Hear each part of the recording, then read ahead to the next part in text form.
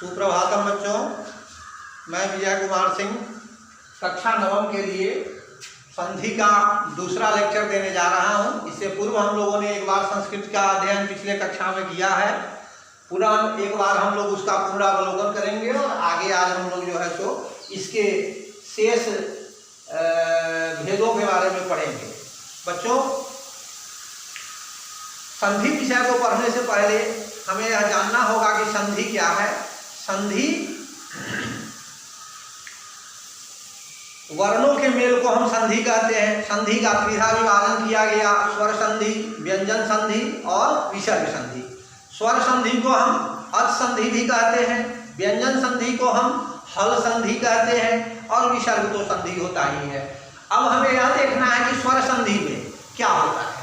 तो स्वरों के साथ स्वरों के मेल से स्वर में होने वाले विकारों को हम स्वर संधि कहते हैं। अब हमें यह देखना है कि संधि के पुनः स्वर के तीन भेद हैं। इसको आप लोग जान ले कि ह्रस्व, दीर्घ और प्लुत।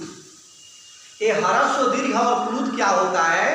तो एक मात्रम भवेद ह्रस्व, अर्थात ह्रस्व में एक मात्रा का उच्चारण में समय लगता है, और द्विमात्रम दीर्घ उच्यते, और दो मात्रा का जिसमें समय लगता है उच्चारण में उसको हम दीर्घ बोलते हैं, और त्रिमात्रा प्लुतम गेयो, और तीन मात्रा वाले को हम प्लुत के नाम से जानते हैं, और व्यंजनम चार्ध मात्रम, अर्थात व्यंजन की आधा मात्रा होती है, अर्थात एक मात्रा का समय ह्रस्व में लगता है, दो मात्रा का समय दीर्घ में लगता है, तीन मात्रा का समय प्लुत में लगता है, और आधा मात्रा का समय व्यंजन के उच्चारण में लगता है। क्योंकि बच्चों, हम लोग व्यंजन की परिभाषा के बारे में जान चुके हैं कि व्यंजन का उच्चारण स्वर की सहायता से होता है। तो जैसे ही हम व्यंजन से स्वर को अलग करते हैं तो व्यंजन में ये हलंत लग जाता है। जैसे आप किसी भी वर्ण में देख लेंगे कि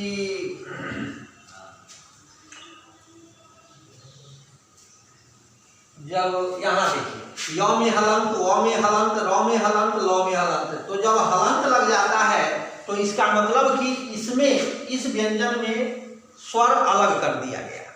हलंत, हल का मतलब व्यंजन, और जब स्वरों को हम अलग कर देते हैं व्यंजन से तब उसमें हमको हलंत लगाना पड़ता है। तो व्यंजन के उच्चारण में आधा मात्रा का समय लगता है। मात्रा के बारे में भी आप जान जाएं। मात्रा को आपने पढ़ा होगा, जूनियर क्लासेज में पढ़ने का मौका मिला होगा, कौका की वगैरह आपने पढ़ा है। तो अ की मात्रा का कोई मात्रा का चिन्ह नहीं होता है। अ का उच्चारण स्वतः होता है। जैसे कि क में अ लगा हुआ है, क, ख, ग, घ, ङ, ज्ञ तक अगर हम जाएंगे तो सभी वर्णों में अ का उच्चारण साथ साथ हो रहा है। लेकिन आ के बाद आ से अब शुरू हो जाता है तो उसमें मात्रा लगना शुरू हो जाता है। जैसे क में आ लगेगा तो वह का होगा, म में आ तो माँ, उसके बाद उसी तरह से क में ह्रस्वी लगा तो हर्स्वीकार। इसी तरह से मात्रा की जानकारी आप लोगों को कौका की वगैरह के अध्ययन में जूनियर क्लासेस में मिल ही चुकी है। हम लोग दीर्घ के बारे में पढ़े थे कि दो ह्रस्व स्वर या एक ह्रस्व एक दीर्घ स्वर या दोनों दीर्घ स्वर, तीन अवस्थाएं बनेंगी। एक, दो ह्रस्व मिलके दीर्घ होगा। दूसरा, एक ह्रस्व और एक दीर्घ हो तो भी दीर्घ होगा। तीसरा, दोनों दीर्घ हो तो भी दीर्घ होगा। जैसे राम जोर आधार, तो राम और आधार, ये दोनों में राम का अ और आधार का अ दोनों मिला, और दोनों मिलने के बाद अ दोनों मिलके आ बनना है तो बना राम आधार। इसी तरह से हम लोगों ने दीर्घ संधि के बारे में हीम जोर आलय, अब इसमें दूसरी स्थिति बन रही है, हीम में अ और आलय का आ, तो अ और आ दोनों मिला तो भी आ बना, जैसे हिमालय। उसी तरह चले जाएं विद्या और अर्थी, तो विद्या अर्थी में विद्या का आ और अर्थी का अ, ये दोनों मिला। इस तरह से इसके बारे में हम लोगों ने पिछली कक्षाओं में पढ़ लिया है। अब आज से हम गुण संधि के बारे में पढ़ेंगे। गुण संधि का बच्चों सूत्र है संस्कृत में अदेयं गुणः। सूत्र पर हम न जाएं, हम सिर्फ संक्षेप में इसको देख लें कि अ और आ ये दो वर्ण यदि पूर्व में रहते हैं, इन दोनों में से कोई ये, और उसके बाद यदि ह्रस्व ई या दीर्घ ई आए तो उसका ए हो जाता है, ह्रस्व दीर्घ उ आए तो ओ हो जाता है, री आए तो अर हो जाता है, और री आए तो उसका अल हो जाता है। जैसे हम लोग देखेंगे कि शुरू में अ आ होना चाहिए, अर्थात पूर्व वर्ण का अंतिम जो ह्रस्व स्वर वर्ण होगा वह या तो अ होना चाहिए या आ होना चाहिए। जैसे कि निम्नलिखित उदाहरण में हम देख सकते हैं, देव जो इंद्र है, तो यह देव इंद्र हमें व का क्या शेष बचा, तो अ शेष बचा, और इंद्र जो है यह ह्रस्व ई है, तो अ और ई दोनों के मेल से नियम हमें कहता है कि क्या होता है, तो ए होता है। इस तरह से देव जो इंद्र का बना देवेंद्र है। उसी तरह से अ के बाद उ आए तो उसका ओ होता है। जैसे सूर्य जो उदय है, तो सूर्य का अ बचा और उदय का उ, तो अ और उ दोनों मिलकर के ओ होता है, तो यहाँ सूर्योदय हो गया। उसी तरह से देव जो ऋषि, तो देव में व का अ और ऋषि का री, तो व अ और री दोनों मिलकर के अर होना है, तो यहाँ पर वह देवर्षि के अर का माने ये रेफ के रूप में वहां आया। तब जो लिरिकाल, तो यहाँ पर तब का अ, व का अ और लिरिकार का लिरी, तो अ और लिरी दोनों मिलकर के अल होता है, तो इस तरह से तबलकारक बना। इस तरह से गुण संधि का हम लोग संक्षेप में यह देखे कि यदि अ और आ वर्ण के बाद ई आता है तो उसका ओ होता है और ए होता है, और उ आता है, अर्थात ह्रस्व अ आ के बाद ह्रस्व या दीर्घ ई आवे तो ए, और ह्रस्व दीर्घ उ आवे तो ओ, अ आ के बाद यदि री आवे तो अर, और लिडी आवे तो उसका अल हो जाता है। That's all. गुण संधि के बारे में हमने देखा। अब हम वृद्धि संधि के बारे में देख लें।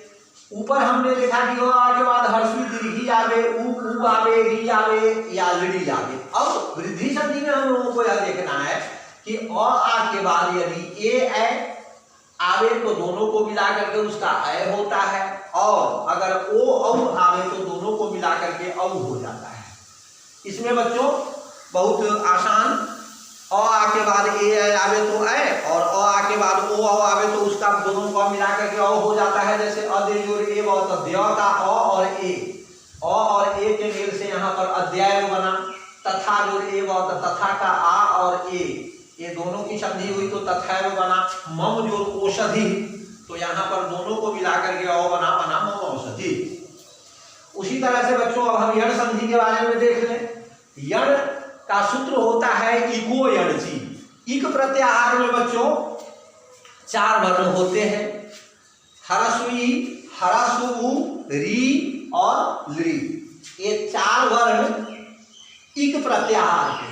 तो इक प्रत्याहार के चारों वर्ण को हमें यण प्रत्याहार के चारों वर्ण में बदलना है। यण संधि कहते, यण कहा जाता है य, व, र, ल। यहाँ भी चार हैं, यहाँ भी चार हैं, अर्थात यहाँ बताया गया कि यण संधि का जो परिभाषा है वह यह है कि अगर य, व, हर्षी, हर्ष, उ, री और लृ, इन चार वर्णों के बाद यदि कोई असमान वर्ण आवे, असमान वर्ण का क्या तात्पर्य कि इसके अतिरिक्त कोई दूसरा, जैसे ई के अतिरिक्त कोई दूसरा, उ के अतिरिक्त कोई दूसरा, माने यह पूर्व पद में होगा हर्षी, हर्षु, री, लृ, और इसके बाद इन वर्णों को छोड़कर कोई अन्य वर्ण आता है तो ई का य, उ का व, री का र और लृ का ल हो जाता है। जैसे आप देख सकते हैं कि यदि में अंत में क्या शेष बचा, तो ई, ह्रस्व ई शेष बचा, और अपी का अ, तो ह्रस्व ई और अ दोनों मिलकर के क्या बनाना है हमें, तो य बनाना है। तो यहाँ पर य के रूप में आ गया, यद्यपि हो गया। सु जोड़ आगतम, सु का ह्रस्व उ और आगतम का आ, इन दोनों के मेल से व बनना था, तो वह हो गया स्वागतम। उसी तरह से पितृ जोड़ आज्ञा, पितृ के री और आज्ञा का आ, इन दोनों का मेल हुआ तो बन गया चित्राज्ञा।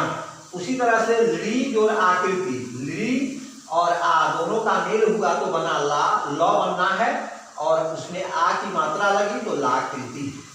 इस तरह से बच्चों आज हम लोगों ने गुण, वृद्धि, यण और दीर्घ संधि का हम लोगों ने पूर्णावलोकन किया। आज के लिए बस इतना ही। धन्यवाद।